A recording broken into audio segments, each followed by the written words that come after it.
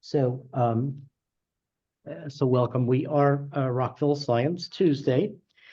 Next Tuesday, we have Sethane Howard. We have her so many times, we may call this the Sethane Howard Show, talking about the cosmic catastrophe, which will be a lot of fun. On March 14th, this Thursday, we have Pi Day at the Rockville Science Center storefront. It's from 7 to 8 p.m. You can register for it online. On March 28th, we begin a amateur radio meetup group. We have a fairly large presence and large number of amateur radio operators. So it would be nice to actually have them get together. And Rockville Science Day, as I mentioned to some of you, it's the largest STEM festival in Montgomery County. And it is, I see last year, 100 exhibitors and 3,000 visitors. So a big event.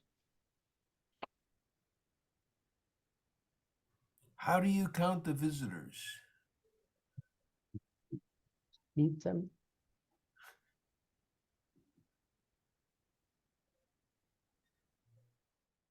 And different from what I usually do, we've muted everybody. You won't be unmuted until the speaker's finished, so we can get the recording through.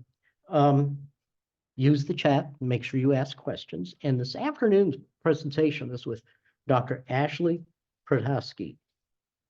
It is Unraveling Digital Mysteries, a deep dive into digital forensics at DSU's Forensic Lab with a drone case study. At the forefront of cybersecurity research and advocacy, Dr. Ashley Prohaski holds an esteemed position of Vice President for Research and Economic Development at Dakota State University. Her expertise extends to corporate governance, exemplified by her role in the First Bank and Trust Board of Directors, recognized nationwide as a prominent figure in cybersecurity. Dr. Prohaski is a regular keynote speaker at major industry events. Her leadership research is evidenced by her team securing nearly $20 million in competitive grants from organizations such as the National Security Agency and the National Science Foundation. A passionate advocate for gender diversity in the tech sphere, Dr. Prohaski co-founded CyberHer. This influential cyber outreach program has made significant impact, reaching thousands across various educational levels. Her funding efforts have been instrumental in garnering nearly $2 million in support for CyberHer. Dr. Prohaski's contributions have earned her notable accolades, including the MB 2017 Young Women's Achievement Award in 2017, Merrill Hunter Award for Excellence in Research, and recognition in 2017 and 2018, New American Cybersecurity Fellow. She is also an if-then ambassador, which she received in 2019, an honor highlighting her life-size statue exhibited at the Smithsonian, making her one of the 120th celebrated women in STEM. Please welcome Dr. Prohaski. Maybe you'll pronounce your name correctly. And let's see, we have to unmute her. Okay. Also, I think I met your orange doppelganger. Yeah, I have the small version right here that they sent. I mean, I don't know what you do with it, so it's like an Academy Award, I suppose. Have you gotten the full-size one back? I have. So yes, after the Smithsonian, they were retired. And a lot of the ambassadors, their statues at their alma mater. Well, I work for mine. And so right now it's in a top secret security building that you have to have you have to have credentials in order to enter. So not very many people can see it. I'll So let that, you go ahead. yeah, thank you. Well, thank you, Howard. As mentioned, I'm Ashley Podorodsky. I am at Dakota State University. And you might be wondering, where's that and who's that?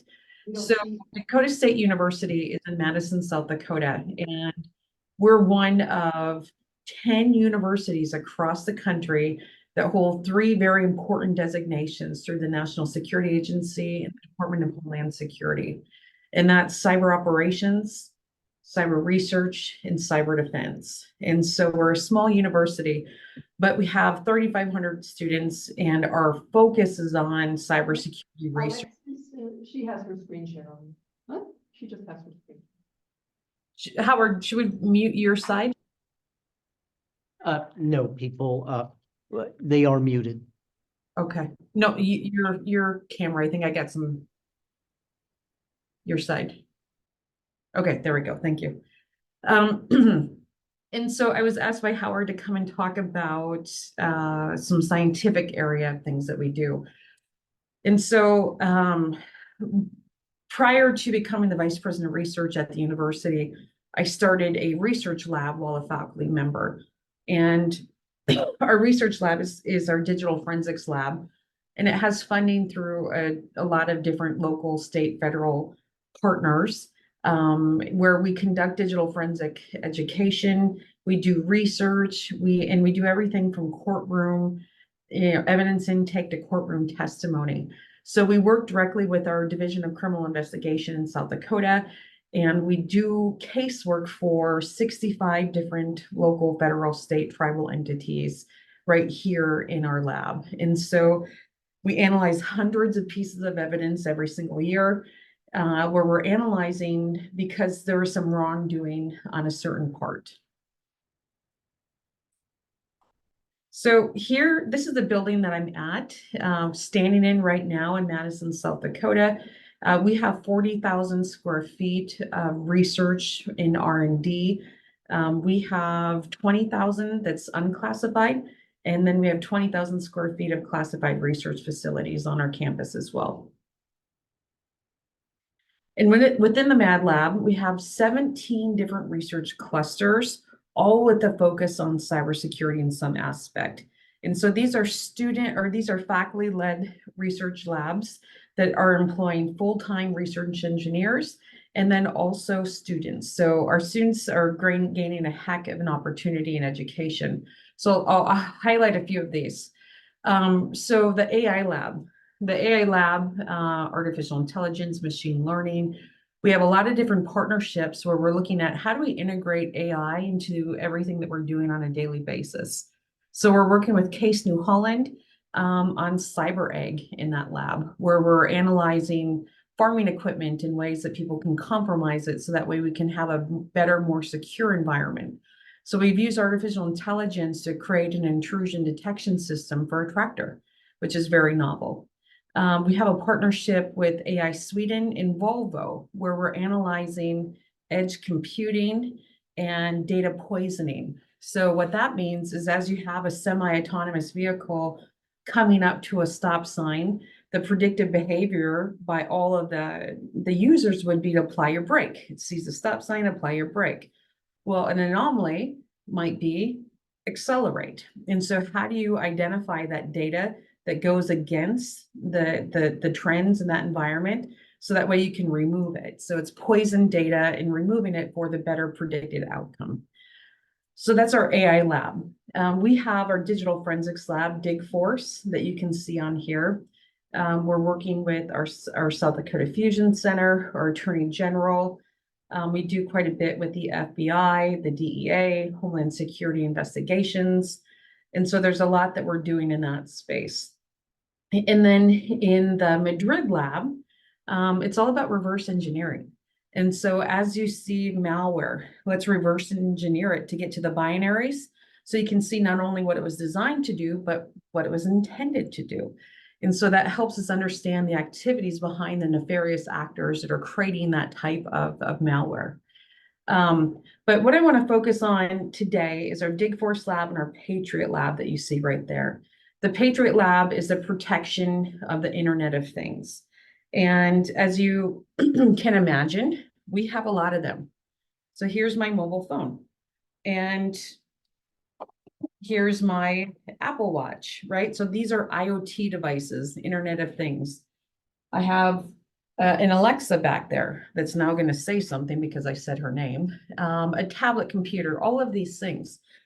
And so our Patriot Lab is looking at ways to better secure these devices, but also understand the vulnerabilities and weaknesses that they have and that they bring into your life.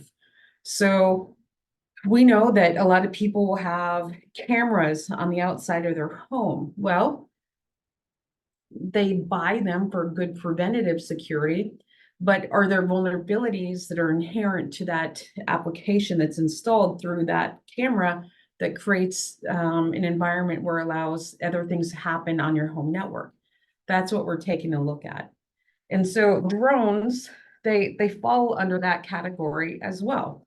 And so our Patriot Lab has grants through the National Security Agency, the National Science Foundation, and others to study and analyze all the different IoT devices and understand the weaknesses so that way we can better protect them and make sure that the environments that they're introduced, are more secure.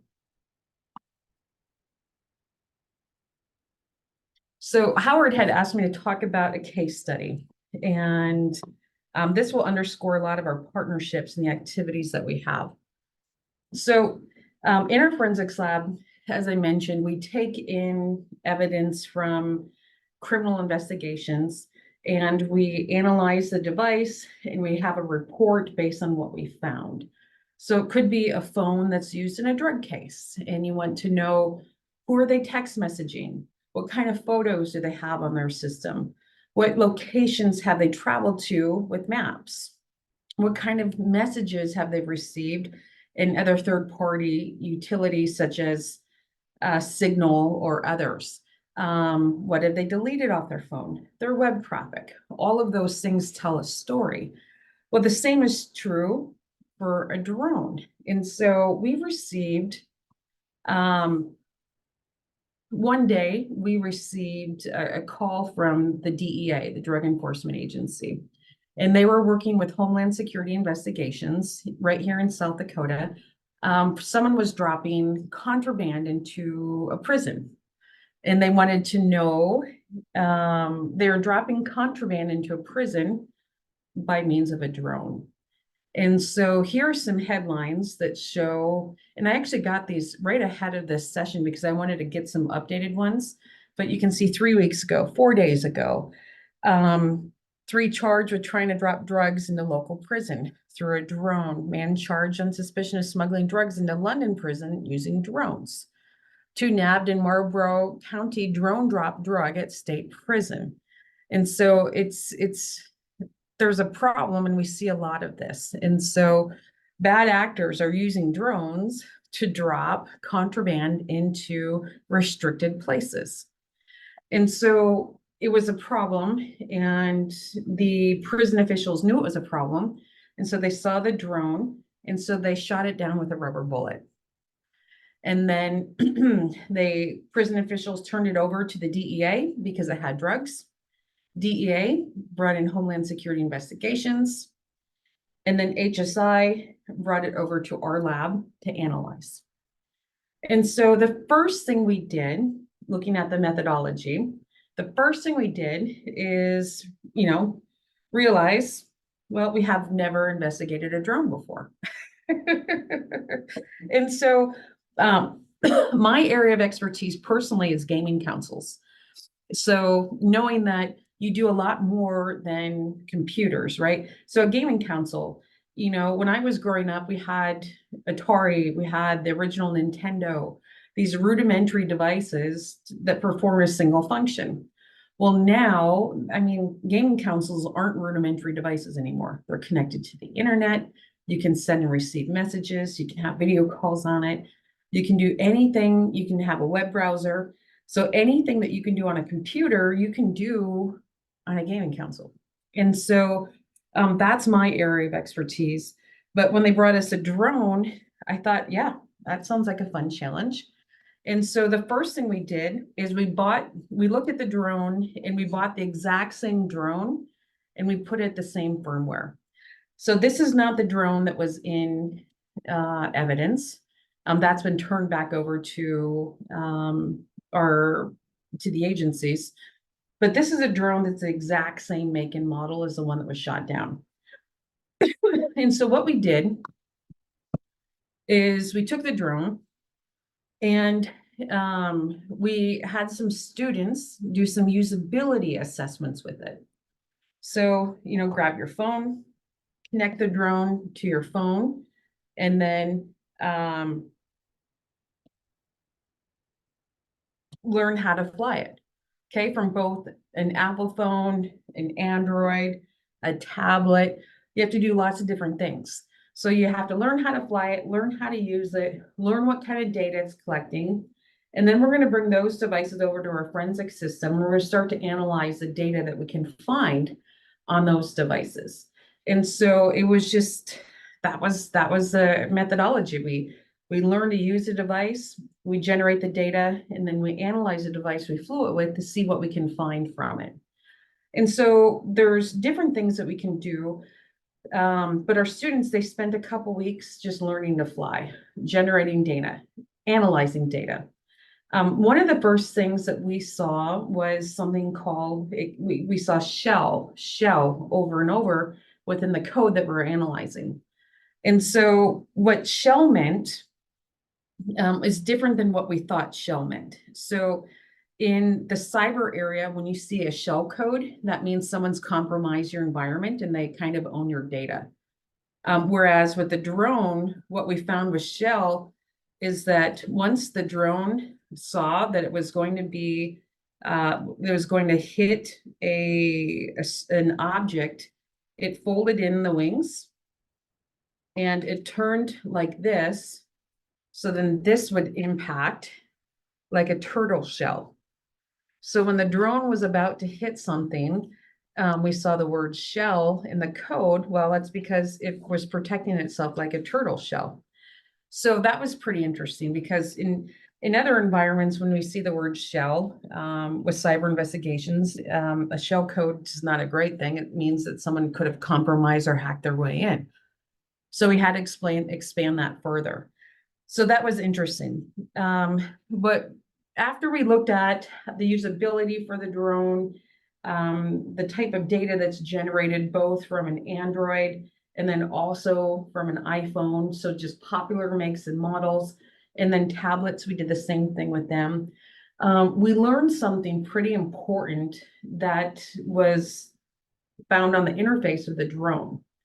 So what we found on the interface of the drone is that the IMEI, which is essentially, it's a social security number of your phone, if you will. The IMEI of the phone that last controlled the drone, we could find on the interface. And that was a big piece of evidence that we needed. And so our students, we saw this and we thought, oh, okay, so that's my IMEI. That's his IMEI. That's great. Let's test that. Let's test that idea.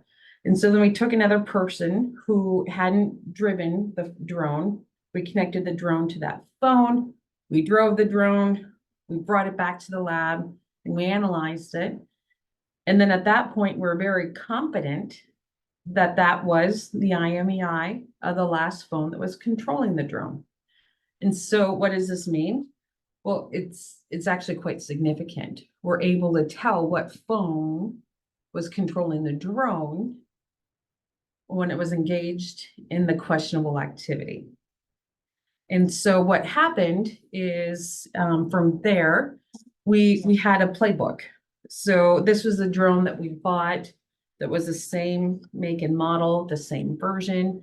And so our students found something very important. And so then we went to the real drone in the forensics lab. You know, students don't get to touch that. That's evidence, chain of custody, integrity.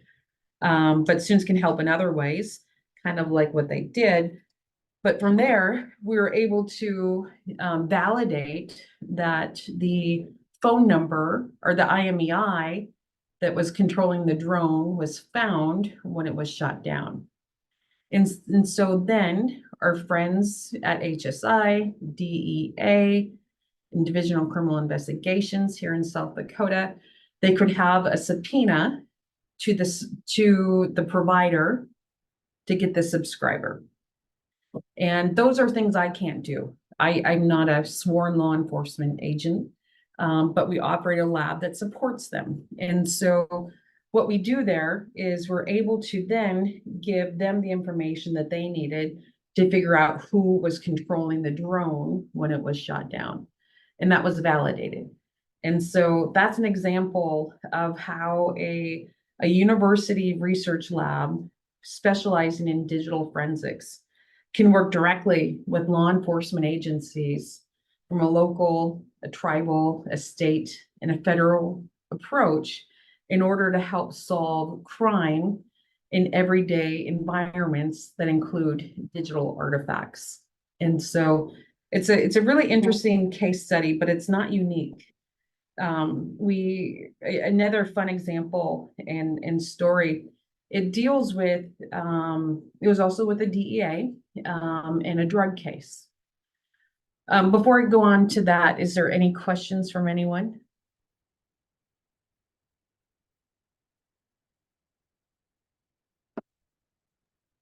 And I'm sorry, I have everybody muted. But are there any questions? I don't see any hands or anything. So, I'll continue on then. Yeah. Thanks, Howard. And so in this next example, I'm going to talk about the dark web and buying drugs on the dark web. And so one of our director of our forensics lab, Dr. Erica Colm, she is an expert in dark web artifacts. She created an open source intelligence model to find and extract dark web artifacts off of a computer. And so perhaps you're unfamiliar with the dark web, you've just heard about it. I have my dark web computer right over here. But the dark web was actually created by the US Navy. And the whole purpose was to communicate with our American people all around the world in a way that you can't attribute geolocation. So if Howard sends me an email and I send one back through email header analysis, I can see his location. However, when you're using the dark web, it obfuscates your location based on hops and approaches. And from there, it's hard to delineate down to your true location. So like anything, people can use the dark web or something intended for one purpose for a nefarious purpose. So when I go to the NewYorkTimes.com, I'm going to a Surface website. When I put in my credentials, my username and password, and I access the material behind the paywall, I'm now in the deep web. Okay, so we have surface web, deep web. Surface web, gmail.com. Deep web is all your emails. Surface web, your bank, www.bankofamerica.com. Deep web is your transaction information. So most of the internet is actually that deep web area. But then we get to the dark web. And in order to access the dark web, you have to have a specialized browser.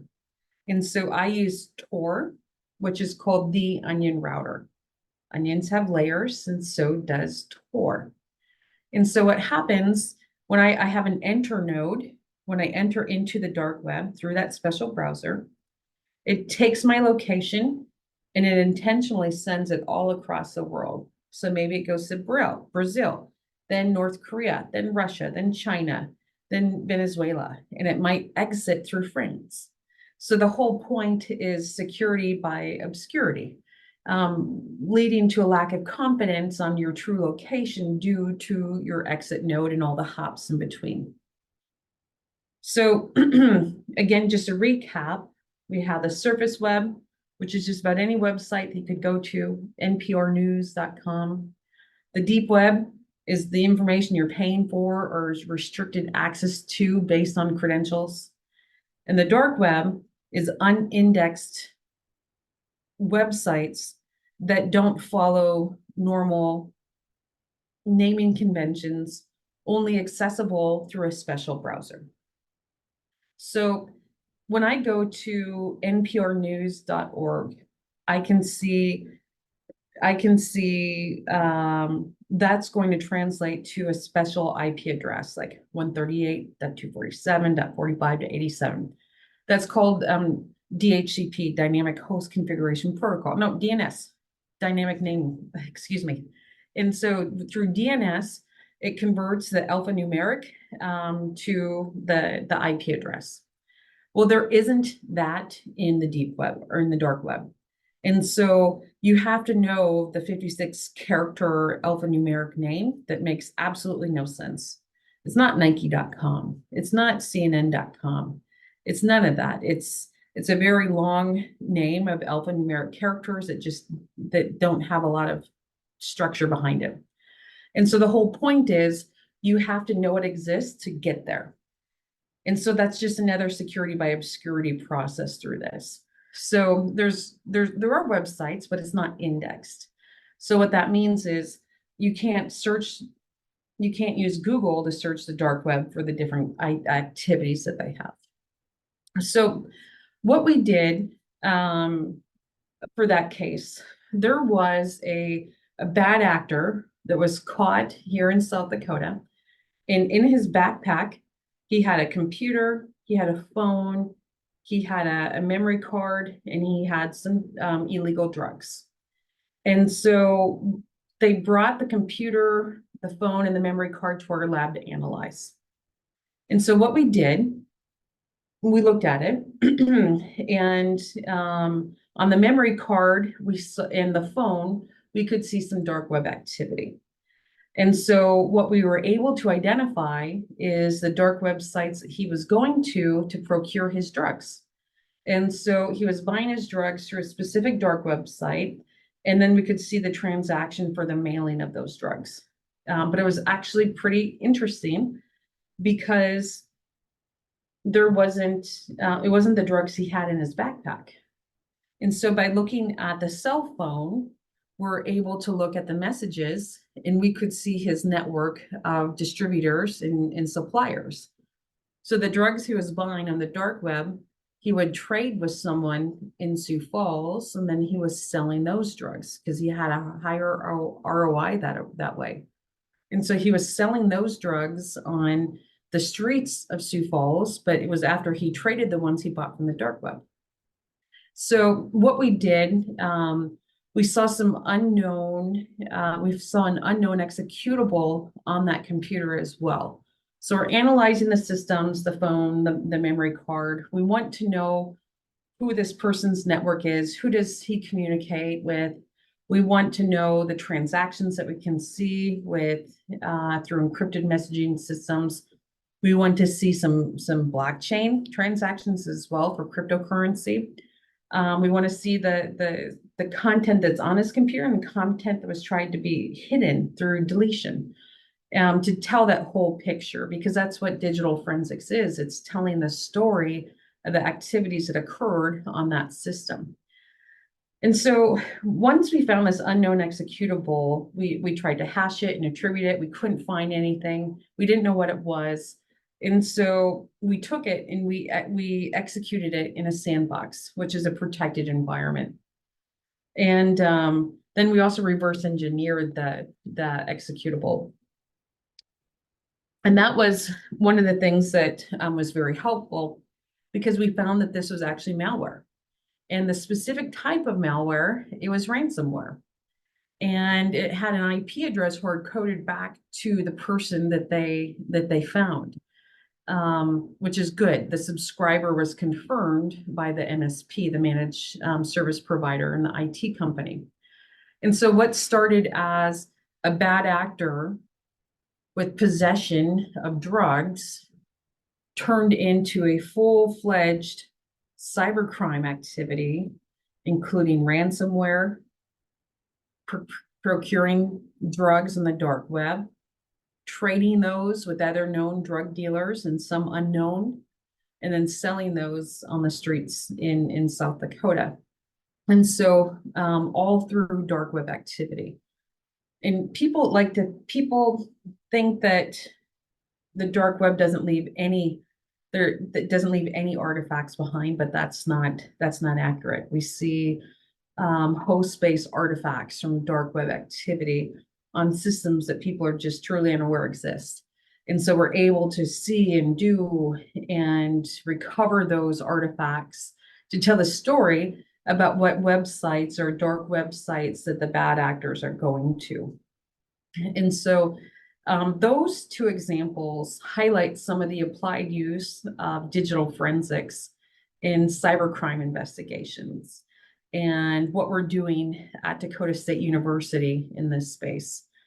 We analyze hundreds of pieces of evidence every single year for lots of different agencies, and we're probably a little too busy, but we have full-time research engineers that are accomplishing these tasks, and then we also have students that are getting an experience and exposure to this process, although they're not allowed to handle the true evidence. As we go to courtroom testimony, we can't have a student brought into the chain of custody of different artifacts. And so, but I think, what we're doing here in South Dakota, I think a lot of other institutions can do as well. It's just an applied use of the area that we're studying, and it allows us to take what it is that we're doing and really help our communities all around us. And so we work with entities all across the country, Peraton Labs in Virginia, the National Science Foundation as mentioned, the Department of Justice and others. So we have quite a few partners all across the area. I frequently find myself in DC for some of these meetings, but it's a really good area to be in, but right here in South Dakota. And so it's a lot of fun. Next, I wanted to share an opportunity. So we have the National Security Agency and the National Science Foundation for the last 10 years has been sponsoring camps for kids. Now, depending on what survey you see, we're between 700,000 and 1.2 million person deficit of open positions and capable workforce. And so we know that we have a problem. We don't have enough people, but we also know we don't have enough women. And so what we're doing, we have a program called CybHer. And CybHer is all about showing elementary and middle school and high school girls what the field of cybersecurity is. And we have a summer camp for rising 6th, 7th, 8th, and 9th grade girls, where they're able to spend a week on campus, and we teach them Python, we teach them digital forensics. I have the FBI coming to do digital forensics with the girls. They get to do all sorts of fun hands-on cyber, open source intelligence things, and it's completely free. So the NSA has this camp, and they want more people to understand what cyber is, and so they pay for the entire thing. And so cybher.org, you can go out there. I think we have less than 10 spots remaining. Camp is June 17th through the 21st. And we have girls from every corner of the country that come and participate. And so in this camp, we have 125 middle school girls that participate. We are the largest girls-only camp that the NSA sponsors all across the country. And so this program has been impactful for us, but then also for the youth. And so when we look at our enrollment at Dakota State University, in the fall of 2013, we had 56 women in our computer science, cyber defense, and cyber operation courses programs. This fall, we had over 260. So we've had a 350% increase in women studying in these programs in that 10-year period. And we attribute a lot of that to these early engagement activities. And this is my contact information. I'm Ashley. I've been the Vice President of Research here for 3 years. I really enjoy my job. I'm able to build and create programs and support our faculty and our students and our research engineers, both on the classified and unclassified side, and provide a economic development here in South Dakota with our national partners. So at this point, I will open it up for questions. Before we get to general questions, a few questions that we missed in chat earlier. Okay. First, from Thomas May, in reference to your first case study, were they ultimately able to capture the pilot, or did they use a burner phone? Yeah. So in digital forensics, we often don't know. I'm gonna see, I think it's been posted. In dark web, in digital forensics, our role is to investigate and provide a.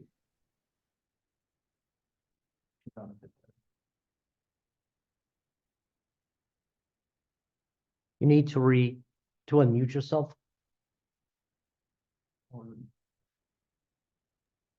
Okay, thank you. In digital forensics, we don't always know what the outcome was, but in this case, I do know it was so interesting and novel at the time. I do know that they were able to attribute towards a phone, and with an active subscriber that was not a burner phone, and so that was something pretty interesting to see. On the dark web case, we saw Homeland Security investigations. They had a lot of press, national and international press, about that case. You don't see the digital forensics lab at DSU in any of those things because we don't want it. We don't want that. That's not us. We're simply behind the scenes helping and providing information. So, and then the next question, does the dark web still use IPv4, v6 for IP addressing? And so when you look at what Tor does, it's not necessarily IP addresses directly, but they're onion addresses, which uses somewhat of a quasi DNS system, but it's not a true DNS system. But they're random keys, and so that's why it's not possible to search for them. So any individuals online have other questions? And you should be able to unmute yourself.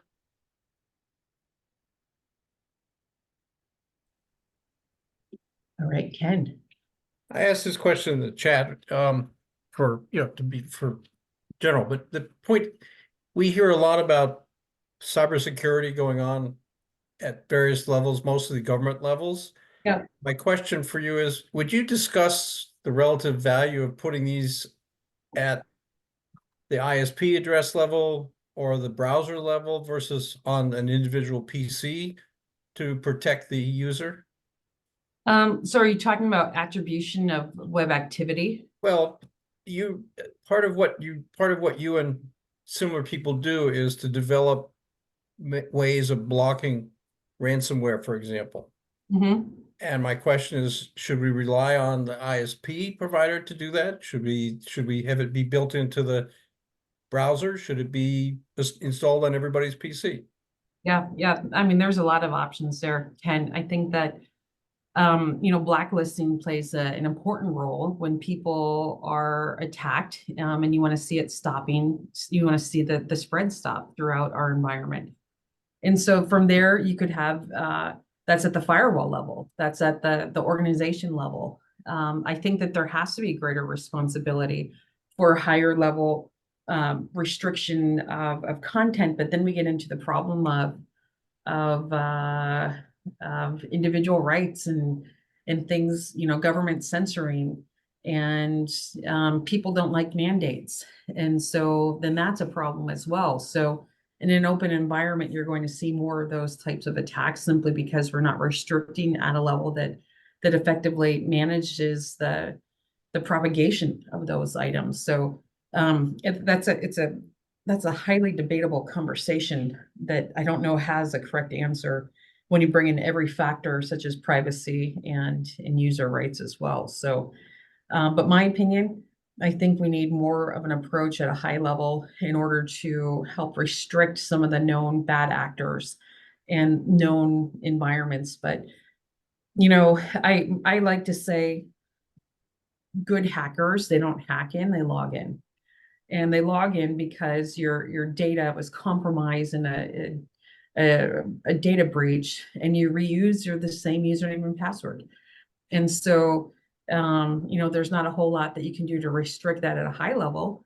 That's individual for better data security and ensuring that you're using unique, secure passwords for everything as well. Linda asked, what trends have you seen over the past 5 to 10 years? One of the things we do here, Linda, is it's such an applied program. And we see a lot of, we investigate cybercrime and attacks towards consumers and things like that. We have a whole program where we're helping protect the cities and counties and local governments in South Dakota through security assessments and offensive security approaches to better protect. And so, right now, what we're seeing a lot in cybercrime and on the preventative side, it's those core things of cyber hygiene, making sure you have all of your systems updated and patched. When you think about some of the bigger attacks that have occurred, they're taking advantage of the fact that there's a known vulnerability that's been posted and people are unpatched. And so they're able to get in. And so they don't have to find their own way in. They already know how to get in because the vulnerability has been posted. And so, I think on the trends, as data and internet has truly propagated across our countries, even in the most remote areas, and people for data literacy, people have access to systems and not knowing how to properly protect those systems, and the type of scams that are out there. We just see so many heartbreaking things of people that have lost so much money and businesses that have lost money and are out of business. So, making sure that you have all your systems patched, using unique secure passwords for everything, using a password manager, those are key things.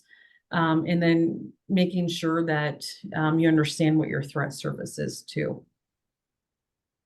Thomas again, there are too many vectors to protect every system at the end user level. One option is to make better tools for tracking down and location of perpetrators. The threat of being caught may be the best solution. It will never go away completely. Totally agree. My husband's in cybersecurity as well. And, we look at the types of cybercrime that we see, and that's successful.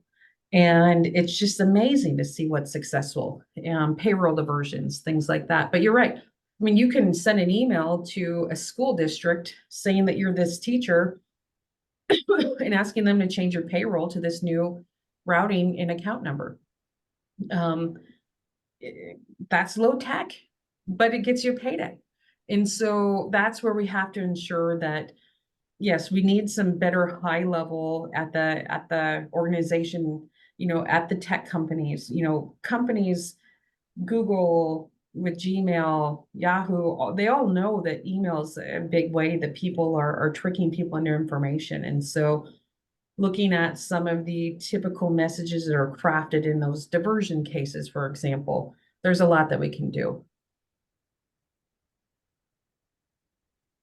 Has going to IP6 made much of a difference? Well, I mean, it makes some of a difference, but not a whole lot. IPv6 was predominantly created to have more devices. And so now you just have more attack surface, a larger attack surface as well.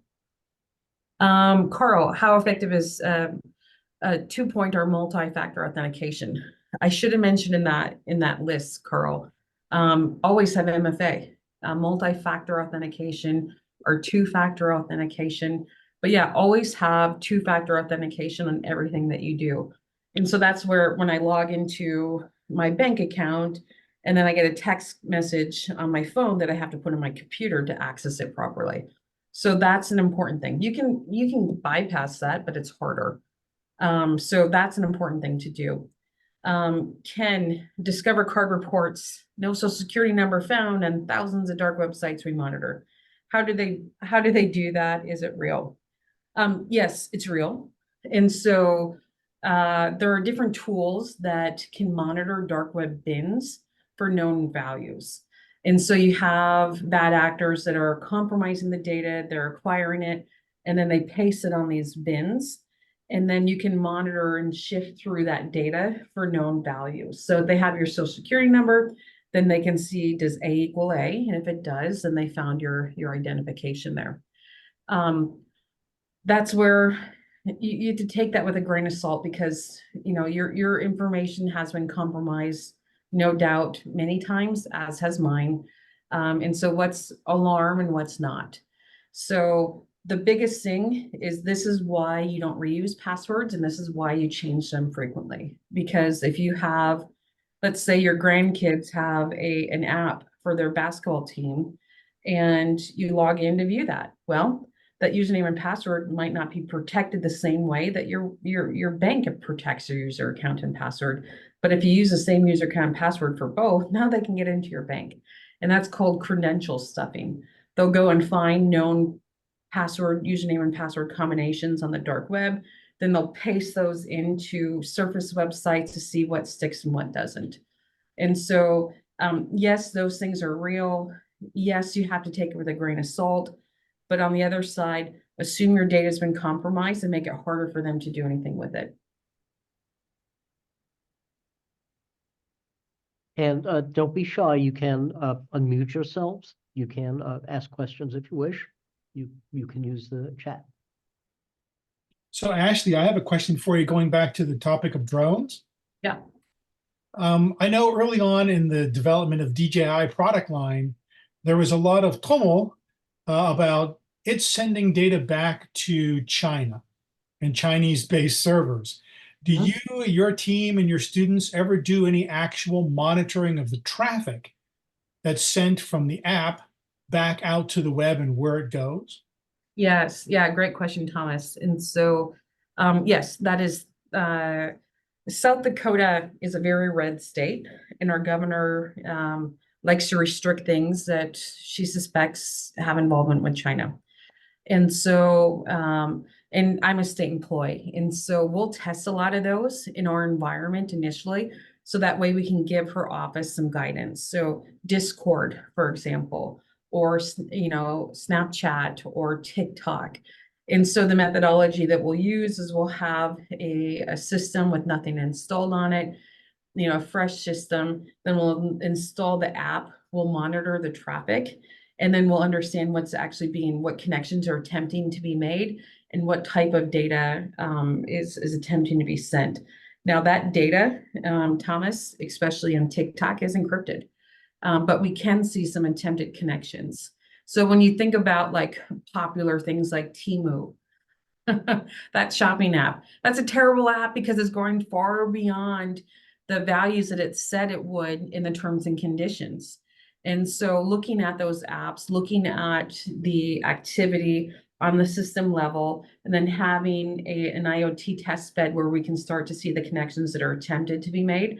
Those are some of the things that we're doing there too.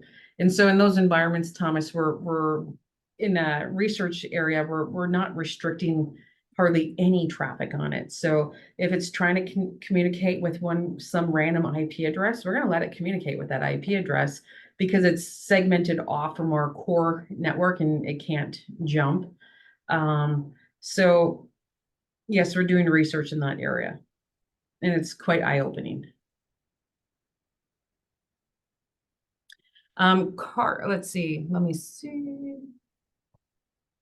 Linda, yeah, I get it. You're uncomfortable with password managers like 1Pass because they could also be hacked. Yes, I get it. 1Pass has been hacked, LastPass has been hacked, 1Password, but it's at least encrypted, right?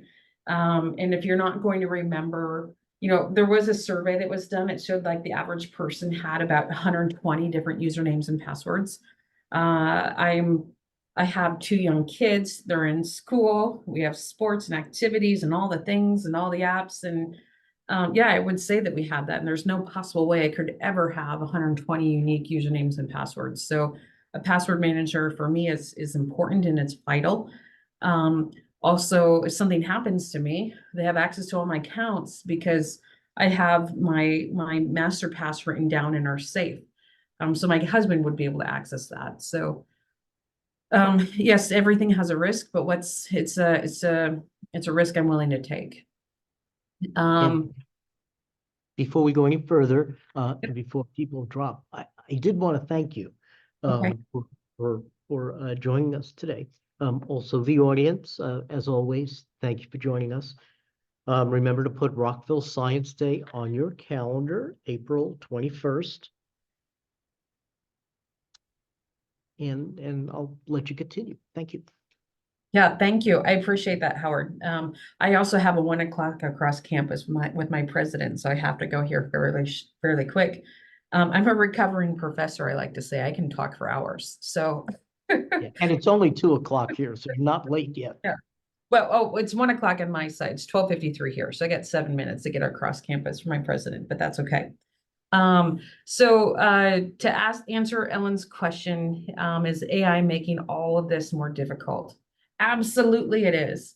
Ellen, so people are familiar with ChatGPT, but you might not have heard of Worm GPT. And that's such an interesting application. ChatGPT has a lot of restrictions and they built in some guardrails for safety. Worm GPT took all of that and threw it away and allows you to do just about anything that you want. So if you ask Worm GPT, craft me a phishing email directed towards this person, and here's some information about who they are, they're going to craft a really great phishing assessment. So there was a really interesting research study done out of Cambridge where they created phishing assessments and tested it with Parliament. I mean, that's gutsy. I would never do that with our Congress. I would have our senator and congressman ask me why I'm doing that, but they did. They tested against Parliament, and so they looked at phishing email click rates for ones that were user generated, and then ones that were generated ChatGPT, and those that were generated with Worm. And the click rate was phenomenal. It was totally believable. It was effective and they were able to get in. So yes, AI, I'm doing a lot of personal research into that area. AI is great. It's going to help a lot of areas in our life, but it also makes our bad actors better when it comes to crafting cyber attacks. So with that, I wanted to thank you for the invitation and for all of you here and listening. My contact information is out there. If you have any additional questions, please feel free to reach out. Thank you. And again, thank you, everybody. Remember, on next Tuesday, we have the catastrophe, what is it? The cosmic catastrophe with Sethane Howard for our Science Cafe program. And with that, I'm going to call it. Thank you so much, everybody. Howard, can you send the slide or the information about the Gen Gen program? So which program? Cyber. Oh, Yeah, for I'll get that information from her and we'll get that sent out. Thank you. Thanks, Howard. Thank you, Take Howard. care. Thanks, Howard. This is Ed. Thank you very much. Howard.